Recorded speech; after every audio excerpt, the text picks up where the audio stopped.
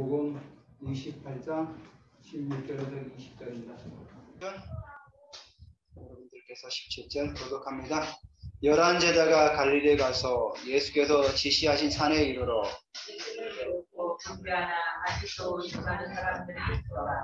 예수께서 나와 말씀하여 이르시되 하늘과 땅의 모든 권세를 내게 주셨으니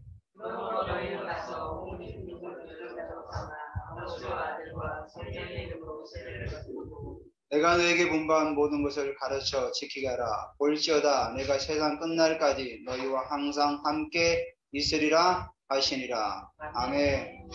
감사합니다. 반갑습니다. 드디어 마태복음이 오늘로 마칩니다. 그건 한 2년 가까이 한 것 같아요. 제가 이 말씀은 사실은 그 전도훈련 받을 때 고전이라는 그런 말씀입니다. 정말 제가 전도훈련 받았거나 또 많은 목사님들이 제자를 양육할 때 정말 이 말씀은 빠지지 않는 말씀이죠. 저도 이 말씀을 제가 한 주간, 2주간을 묵상했습니다. 사실은 지난 주간에 이제 서동재 선교사님 오셔가지고 제가 한 주간 쉬었는데 사실 마음이 좀 편하더라고요. 한 주를 설교를 마치니까 왜 이렇게 마음이 편한지. 근데 이 말씀을 보면서 정말 좀 회개도 하고 다시금 또 이렇게 다짐도 하고 또 그런 결단하는 그런 시간이었습니다. 사실 제가 일본 선교 가고 또 제가 대학 현장을 다니면서 전도할 때 참 이 말씀을 제가 많이 붙들고 다녔거든요. 그래서 그 유석이 전도사님 아시죠? 영생 형제? 최유석 전도사님. 같은 친구니까.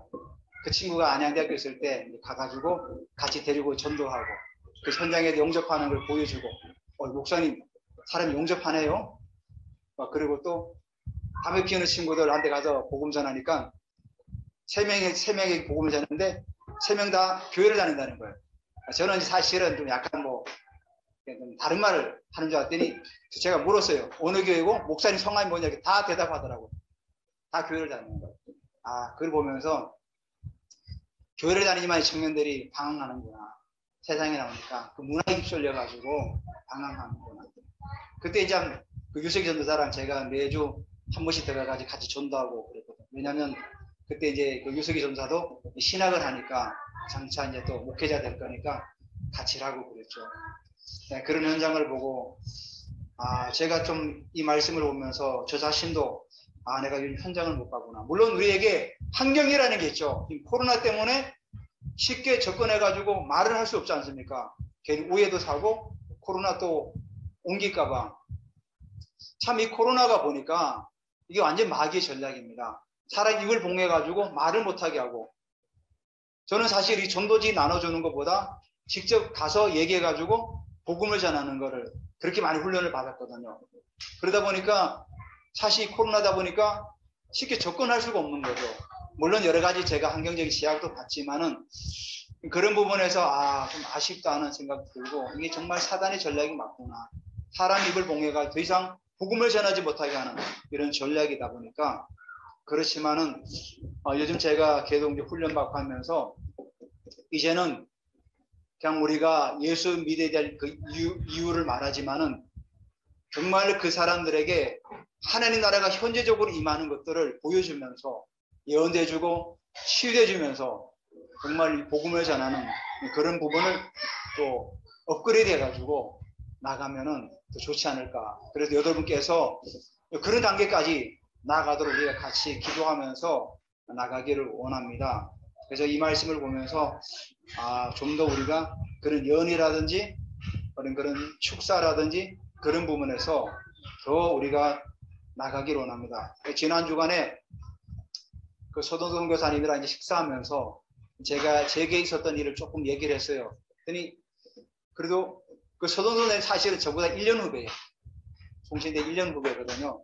그래서 제 동기랑도 잘 알아요. 보니까 얘기하는 거 보면은 제 동기랑도 좀 잘 알고 1년 사이니까 같이 양재에서 공부했으니까 잘 알잖아요. 보니까 우리 학교 이제 실정에 가르치는 어떤 그런 부분들은 사실 제가 지금 말하는 것들하고 굉장히 좀 약간 괴리감은 있습니다. 저희 총신에서는 은사가 끝났다. 방언도 성경에 있지만은 방언을 그렇게 특별히 강조를 하질 않아요. 부정은 하지 않는데 또 강조도 안 해요. 그러니까 어정쩡하게 그러고 있어요. 그래서 저희 우리 그 장로교에서는 뭐 통성기도 할 때 방언을 거의 안 하잖아요. 순공 같은 경우는 방언 막 열심히 하거든요. 근데 저희 장로교회는 거의 방언을 안 하거든요. 왜냐하면 그게 뭐 학교에서 자체적으로 강조도 안 하고 또 그렇게 또 뭐 어정쩡한 그런 정말 그 자세를 취하니까 잘 안 해요. 그래서 예전에 그 오정현 목사님, 사랑교회 오정현 목사님이 그 사랑교회 부임하기 전에 미국의 남가주교회에 있을 때 한번 그때 뭐 그때 개강 수련회 때 한번 오셔가지고 말씀을 전할 때가 있었어요. 그러니까 그분은 방언을 하신다 막 그러더라고. 그랬더니 그 녹음하는 분들에게 양해를 보여가지고 이 부분을 좀 지워달라. 왜냐하면 그만큼 저희 학교가 굉장히 어떤 그런 부분에서 폐쇄적이라는 거죠. 제가 이제 그 소송교사님하고 그 사모님하고 같이 얘기 나누다 보니까 그 사모님은 굉장히 많이 열려 있더라고요. 그리고 선교사님도 목사님 저희도 영국에서 어떤 분이 한 번씩은 일주일에 한 번씩인가 어떤 그림을 보여주면서 하나님께 내게 이렇게 주셔가지고 그림을 그렸습니다 하고 이렇게 말씀을 하신다는 거예요. 근데 사모님에 한 번도 그 얘기를 한 적이 없는 거예요. 보니까 난 그런 적이 없는데 그 매주 그렇게 한다고. 그러니까 좀 약간은 이렇게 열려 있더라고요. 보니까 그래서 제가 이제 그 예전에 들었던 그 목사님 그 사이트 한번 가서 들어보시라고. 하나님은 지금도 일하고 계시고 지금도 역사하고 계시다. 그러니까 2000년 전에만 잠시 3년 동안만 역사한 게 아니라 지금도 하나님은 역사하시고 일하고 계신다. 제가 요즘 유튜브나 이래 보면은 외국에 사회 가시는 목사님들 보면은 뭐 엄청나게 그런 역사들이 일어나고. 그래서 종말에 갈수록 기독교인들이 막 힘들고 어렵게 가는 게 아니라 종말에 갈수록 하나님의 자녀는 더 잘 돼 간다는 거죠. 다만 세상의 환경의 문화가 우리가 예수 믿기에는 너무나도 좋다 보니까 거기에 세속화돼 가지고 끌려가는 경우가 있지만은 이 종말에 갈수록 하나님의 교회는 더 부흥할 것이고 더 성장해 나갈다는 거죠. 제가 사실 요즘 몇 주간을 계속 이제 제가 일터에서 계속 기도하고 있어요. 여생이 데려다주고 가면은 한 1시간 가까이 시간이 있어요. 그때 혼자서 계속 방언으로 기도해요. 찬양을 틀어놓고. 아무도 없어요. 저 혼자. 너무 좋아요. 기도하는데, 그리고 또 저녁에 또 9시에 또 기도해요. 그러면 제 마음에 드는 확신이 뭐냐면은, 언젠가부터는 300명의 용사가 자꾸 떠오르더라고요. 그렇게 계속 선포하고 기도하고 있어요.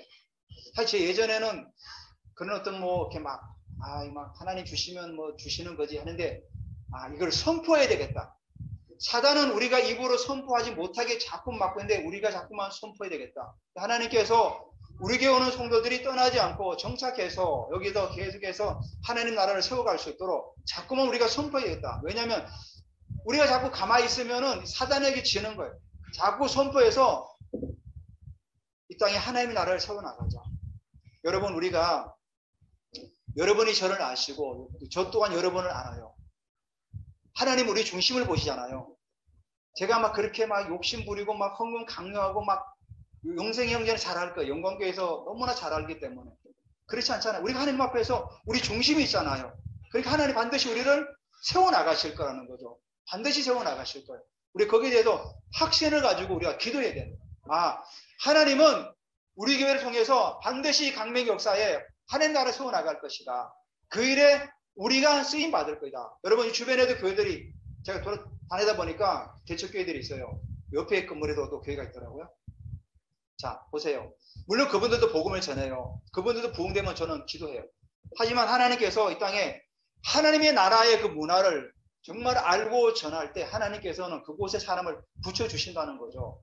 다른 교회가 부흥 안 되라는 게 아니라 다 부흥되길 저도 기도해요. 하지만 그 가운데서도 정말 하나님의 소원, 이 땅에 하나님의 나라가 확장되어 나가기를 원하시는 그 교회에 하나님은 제자를 부어주신다는 거예요. 하나님 제자를 부어주신다. 그래서 우리 주님께서는 뭐라고 그랬죠? 나를 믿는 자는 내가 하는 일을 그동할 것이고 나보다 큰 일도 하신다고 말씀하셨기 때문에 여러분, 요한복음 14장 12절 말씀을 붙들고 기도하시기 바랍니다. 주님께서 이 땅에 3년의 공생애를 사시면서 나를 믿는 자는 내가 하는 일을 그동할 거지만은 나보다 더 큰 일도 하신다. 그 말씀을 붙들고 우리가 나아갈 때 하나님은 자연스럽게 우리에게 영혼들을 붙이시고 우리에게 주시는 하나님의 온갖 은사들 있지 않습니까? 예언의 은사와 방언, 통변의 은사와 축사와 치유연사들을 가지고 우리가 기도에 나갈 때 하나님은 문을 열어 나가신다는 거죠. 그런 확신을 가지고 나가시기 바랍니다. 제가 예전에 그런 확신이 사실 없었어요. 그냥 하나님 보내주시면 뭐 우리가 세우고 나가면 되지. 그런 수동적인 자세를 취했는데 정말 이제는 능동적으로 정말 우리가 입으로 선포하고 행해 나갈 때 하나님은 그 입을 크게 열라. 그럼 내가 채우리라고 말씀하지 않았습니까? 그러니까 우리가 그렇게 나가면 너무 좋을 것 같습니다.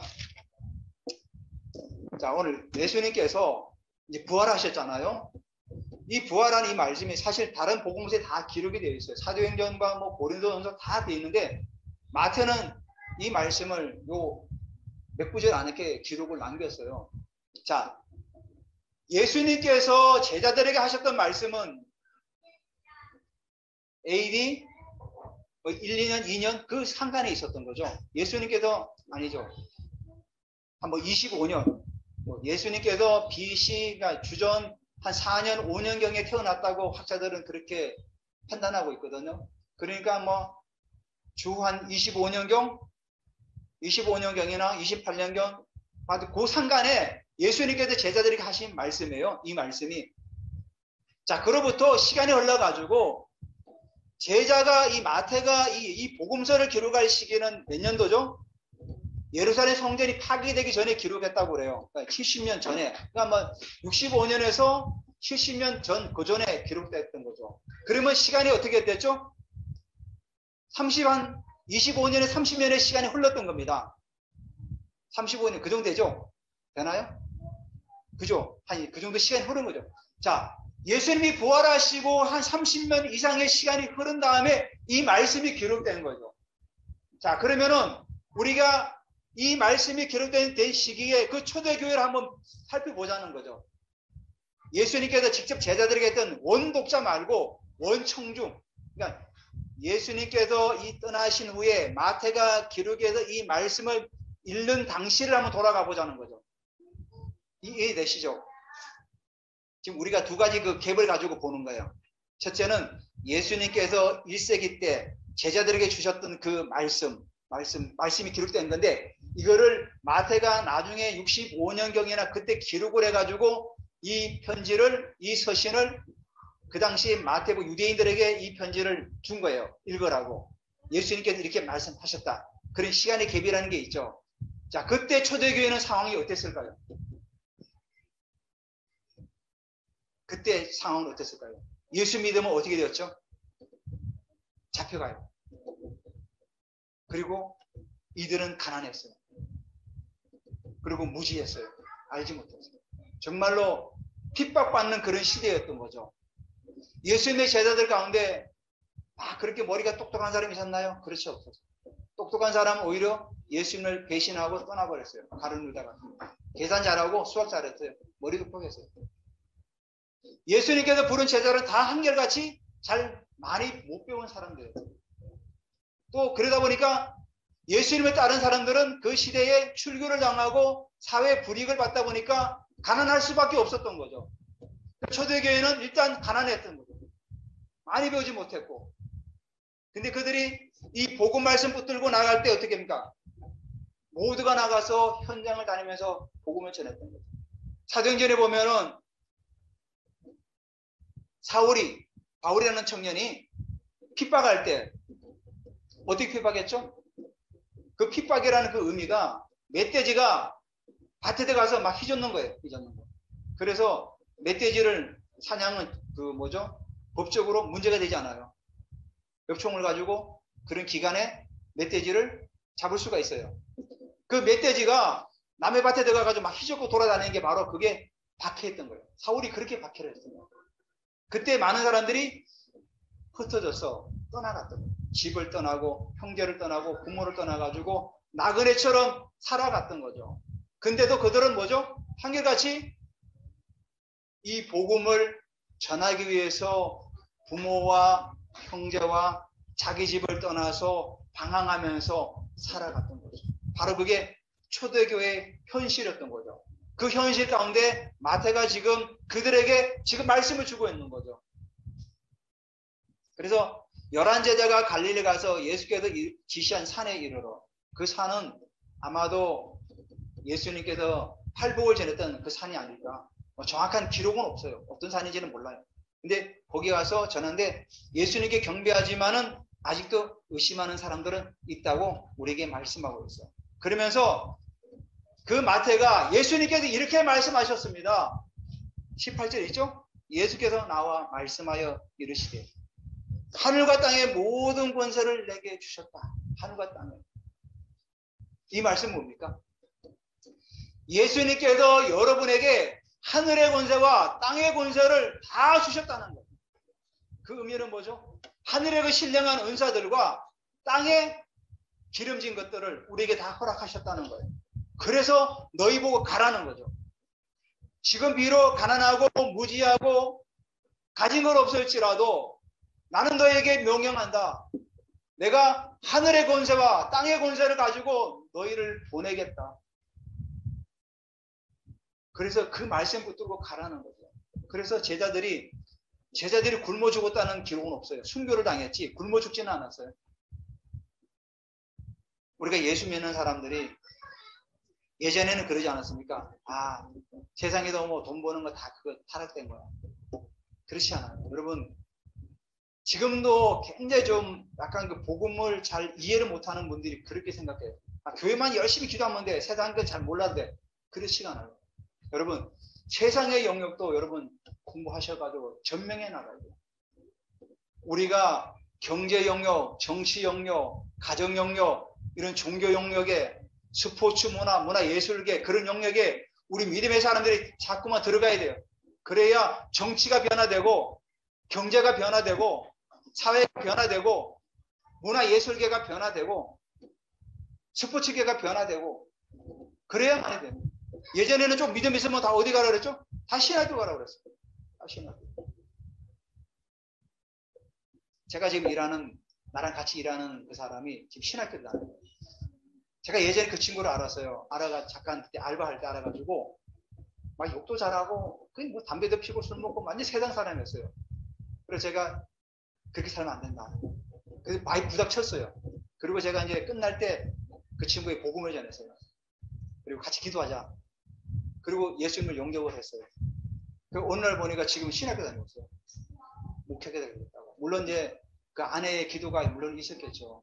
저는 이제 씨를 뿌렸는데 물주는 하나님이시죠. 그래서 같이 지금 같이 일하고 있어요. 그러니까 얼마나 잘 맞아요. 같이 또 신학을 하고 영적인 걸 아니까 같이 기도하고 아침에 같이 둘이 기도하거든요. 같이 기도하고 방언으로 같이 기도하고 또 일하면서도 어떤 그런 부분에서 잘 맞고 우리가 이런 권세를 가지고 나가야 된다. 그래서 예수님께서 하늘과 땅의 모든 권세를 내게 주셨으니 그러니까 우리가 각 영역에 들어가서 변화시키게 되는 거예요. 그러니까 지금 같이 일하는 그분이 뭐라고 그랬냐면은 처음에 제가 다 뭐 목회자 되고 해야 되는데 제가 지금 그 얘기를 줬어요. 아니다. 자기가 잘하는 분야 있으면 그 분야를 보내서 그 사회를 변화시켜야 된다. 다 뭐 목회자 되고 전도사가 되는 게 중요한 게 아니다. 정말 사명이 있으면 가야 되지만 그렇지 않다면 사회를 변화시킬 수 있도록 나아가야 된다. 여러분 경제 영역에 정말 믿음의 사람이 들어가서 그 경제를 일으키면은 그 경제를 가지고 선교하면 엄청나잖아요. 우리나라 최초의 YMCA 건물을 지을 때 누가 헌금한지 아십니까? 혹시 여러분 아십니까? 워너메이커가 헌금했습니다. 워너메이커가. 백화점 왕 워너메이커가 한국에 헌금해가지고 YMCA 건물을 지은 거예요. 그분이 경제인이잖아요. 백화점을 처음으로 만든 사람이 워너메이커. 그러니까 경제인은 하나님께서 그 일을 하도록 부르신 거예요. 산업인으로 부르신 거예요. 그러니까 산업 선교사예요. 선교사. 그러니까 그분이 만약에 목회자를 했다면 어떻게 됐습니까? 물론 하나님께서 쓰시겠지만 그분은 그 분야에 더 하나님 재능이 있기 때문에 경제 영역에 보내셔가지고 하나님 교회를 돕도록 만드셨던 거죠. 모두 다 신학교에서 선교사 나가면 누가 후원합니까? 저희도 서동 선교사님을 뭐 많지 않지만 후원하지만은 다 우리가 만약에 뭐 선교사 나가면 누가 후원해주고 누가 기도해줍니까? 그러니까 배후에서 그런 일을 할 수 있는 분들이 있어야 된다는 거죠. 그러니까 내가 경제 영역이 있지만은 하나님 나라 일을 하고 있다는 거죠. 그걸 붙잡아야 되는 거예요. 붙잡아야. 그래서 땅의 권세를 너에게 주셨다는 거죠. 목회자만 아니라 우리가 학교 영역에서 일하는 사람, 군 영역에서 일하는 사람 모두 다 똑같아요. 아, 하나님께서 나를 보내셨구나. 이 영역에 하나님의 나라를 세워가라고 나를 부르셨구나. 왜? 지금도 일꾼이 부족하기 때문에. 정말 우리가 믿는 사람이 아이들을 가르칠 때 세상적인 마인드를 가르치겠습니까? 어떻게 하면 이 아이들에게 내가 복음을 전할까? 그런 마인드를 가지고 아이들에게 복음을 전할 말씀을 참 가르치지 않습니까? 그 다음에 자연스럽게 은연중에 정말 그 예수님의 그런 말씀도 나갈 수가 있고. 제가 그 잘 아시는 목사님이 있어요. 그분이 이제 설교 가운데 자기 삼촌이 장영철 목사님이래요. 공군 사관학교를 졸업을 하고 최초로 사관학교 졸업한 목사님이 되신 거예요. 이분이 어느 날 이 전도를 받고 교회를 나가서 복음에 꽂힌 거예요. 그러다 보니까 그때부터 결단하고 새벽기도를 계속 나가는 거예요. 근데 그 어머니가 누군지 아십니까? 무당이에요, 무당. 그러니까 1년 동안 모르게 성경책을 감춰서 교회를 다녔는데 어느 날 알게 된 거죠. 꼬리가 길면 잡히잖아요. 그러니까 그때부터 어머니랑 영적 싸움이 시작된 거예요. 네가 죽나 내가 사나 막 이런 식으로. 그래도 이분은 죽이지 않고 계속 기도했어요. 그래서 공군 사관학교를 간 거예요. 그리고는 자기가 하나님께 소원해서 목사가 되어서 목사가 된 거예요. 나중에 그 어머니도 회개하고 하나님께 돌아왔어요. 그러니까 공군 사관학교에서 최초로 공군 사관학교 나온 목사님 되니까 초청을 한 거예요. 그때가 이제 박정희 시대였던 거예요. 초청하니까 그 학교 공군 사관학교 학교장이 그랬대요. 오늘 각하가 옛날에 각하를 하잖아요. 각하가 오셨으니까 그 예수님 얘기하지 말고 그냥 교훈적으로 잘 얘기 좀 하라고.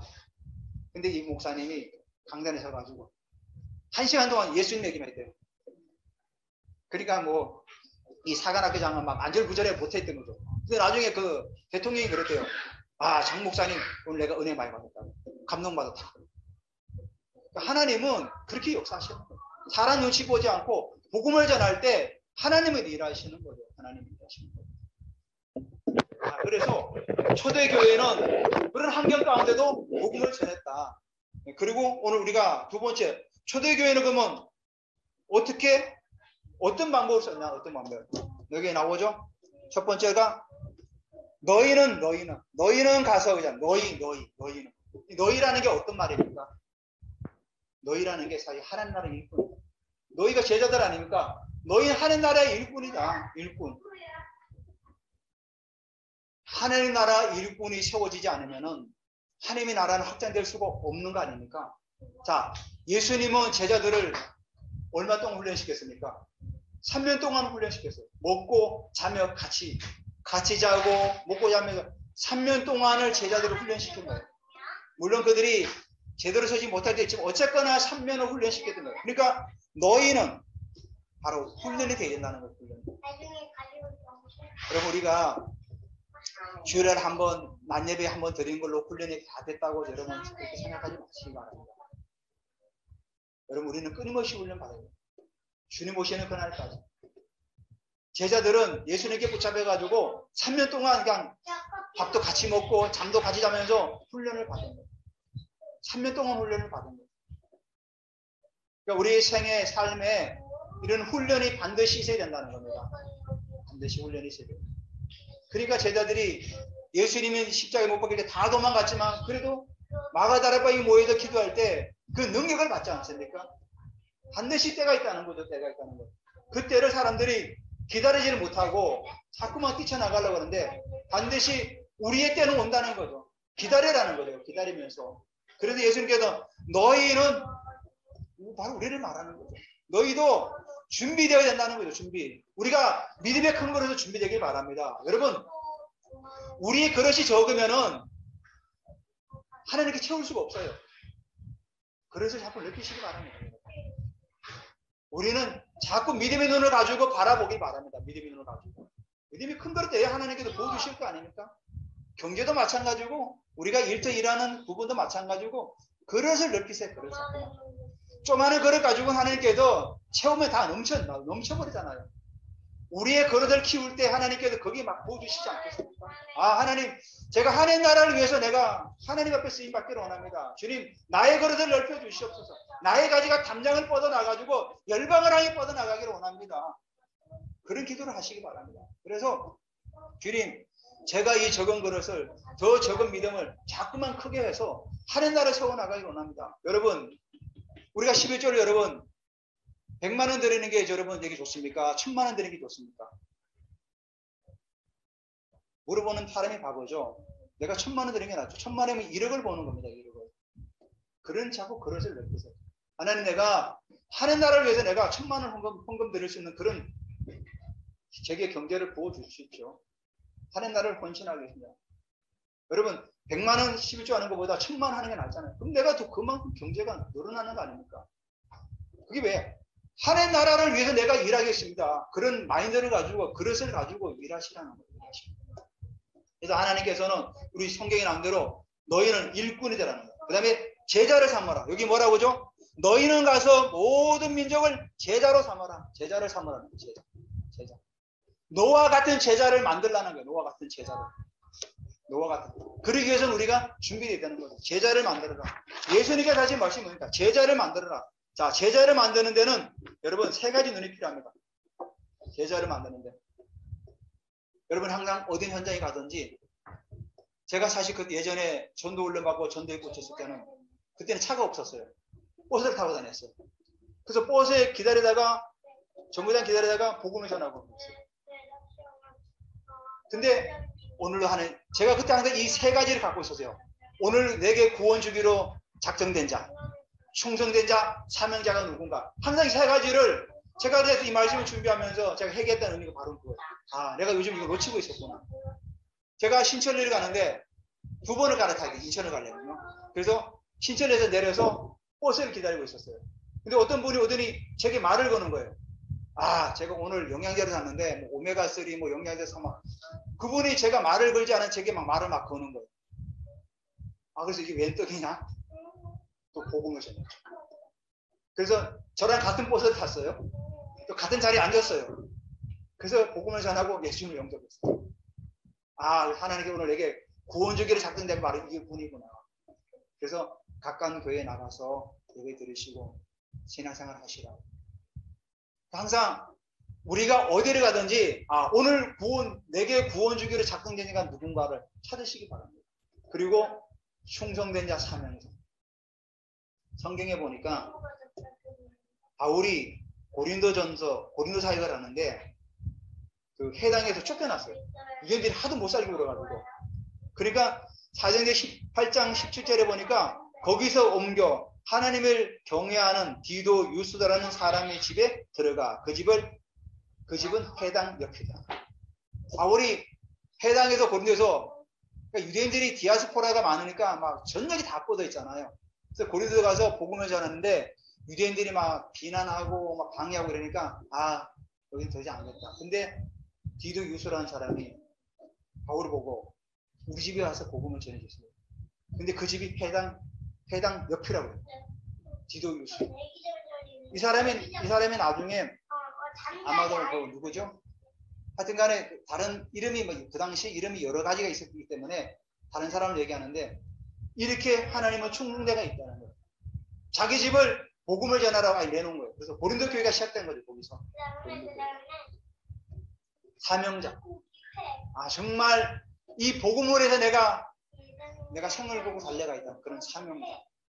성경에 보니까 사도행전에 보면은 그런 사명자들이 많아요. 사도행전 17장 5절에 보니까 또 유대인들이 방해하니까 유대인들이 시기하여 저자의 어떤 불량한 사람들을 데리고 때를 지어 성을 소동하게 하여 야손의 집에 침입하여 그들을 백성에게 끌어내려고 찾았더라. 야손 어디냐면 데살로니카 복음을 전하는데 거기 또 유대인들이 방해를 하는 거예요.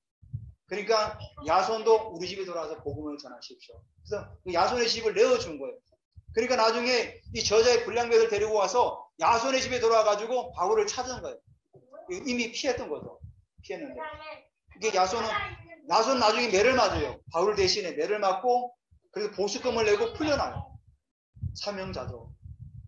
바울이 어디 있는가 얘기하면은 자기가 안 잡혀가는데 바울을 숨겨놓고 자기가 대신해서 매를 맞고 보수금을 내고 자기가 나중에 풀어나요. 사명자. 우리가 여러분들께서 어디를 가든지 오늘 구원 주기로 작정된 자가 누굽니까? 주님. 여러분 그 기도만 하세요. 기도만 해도 하나님 응답하세요. 여러분이 복음을 전하려고 애쓰지 않아도 내가 그런 마음을 품고만 현장에 내가 갈 때 하나님 오늘도 내게 구원 주기로 작정된 자가 누굽니까? 충성된 자가 누굽니까? 사명자가 누굽니까? 그런 마음을 품고 우리가 다닐 때 하나님 우리에게 영혼을 붙여주시는 거예요. 제가 회개했다는 의미가 제가 그 부분을 놓치고 있다 보니까 망각하고 살아간 거죠. 망각하고. 내가 그래서 회개를 했어요. 이 말씀을 준비하면서. 하나님 오늘도 일하시는데 오늘도 구원 주기로 작정된 자가 반드시 있는데 지금도 수많은 사람들이 지옥의 구렁텅이로 계속 빠져가는데 하나님 왜 우리를 부르셨습니까? 그냥 잘 먹고 잘 살다가 너네 천국 가면 끝이야 이러라고 우리를 부르지 않았잖아요. 그래서 그 사람들이 세워지면 이제 교회가 되는 거예요. 여기 뭐죠? 세례를 베풀고 여기 나오죠? 아버지와 아들과 성령의 이름으로 세례를 베풀고 세례를 베푼다는 것은 그 사람이 교회를 왔다는 겁니다. 교회화가 됐다는 거죠. 교회화.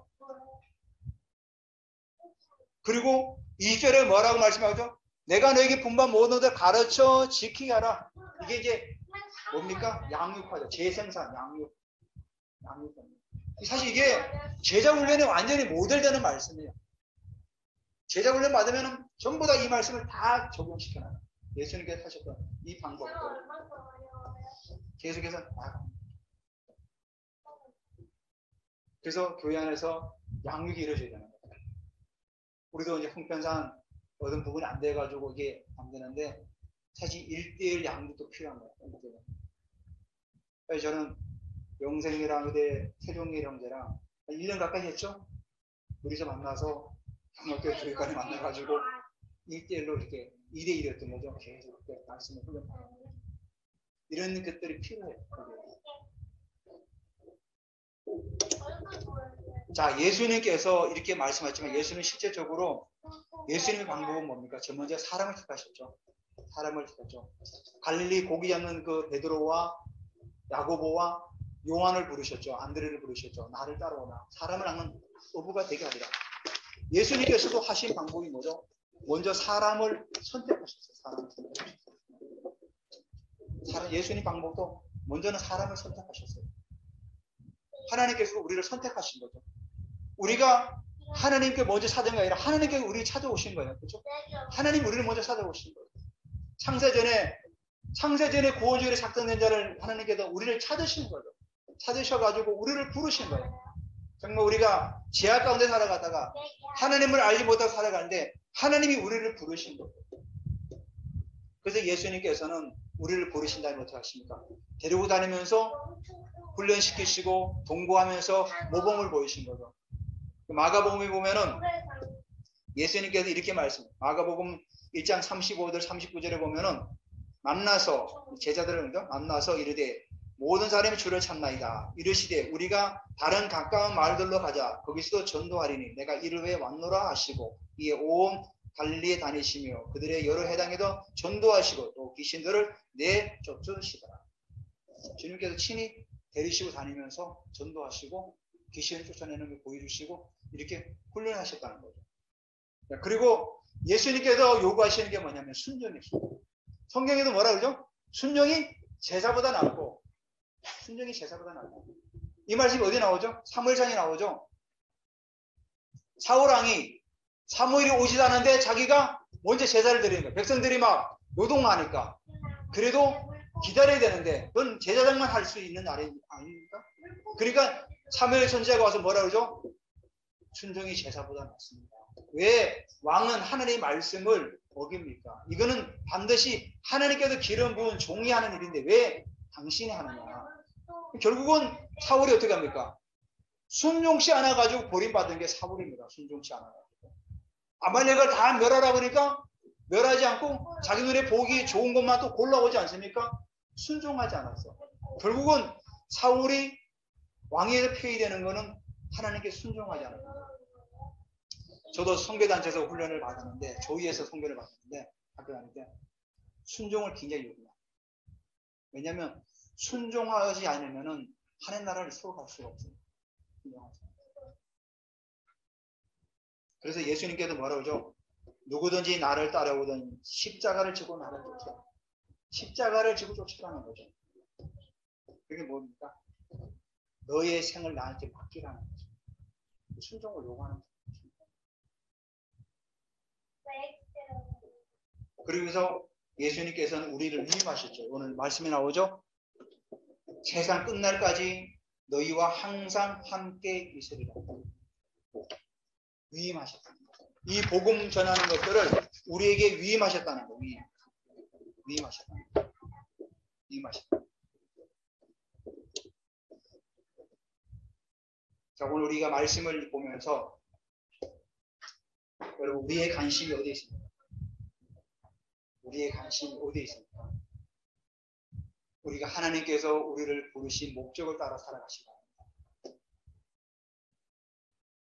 요세푸스의 그 예수님의 십자가의 그 기록에 의하면은 지금은 뭐 그 비아돌로 루사 거기 얘기는 좀 잠깐 다르지만 요세푸스의 기록에 의하면은 예수님이 십자가를 지고 하다가 14번을 넘어졌대요. 14번 넘어질 때마다 입에서 피를 토하셨대요. 하도 채찍에 맞아서 내장이 파열된 거죠, 한마디로. 그러니까 피를 토하는 거죠. 그 채찍이 얼마나 잔인한 채찍이기 때문에 내장이 파열됐기 때문에 쓰러질 때마다 피를 토했다는 거예요. 그러니까 도저히 안 되니까 누굽니까? 그 구레네 시몬이 개인 십자가를 지고 가는 거예요. 그 예수님께서 나를 위해서 그 십자가를 지고 14번이나 피를 토하며 쓰러지면서 우리를 구원하시기 위해서 지고 가십니다. 그래서 우리의 관심이 오직 주님을 바라보시고 이 땅에 하나님의 나라 확장하는 일에 여러분들께서 거기에 목적을 두고 살아가는 우리의 삶이 되시기를 주님의 이름으로 축원드립니다.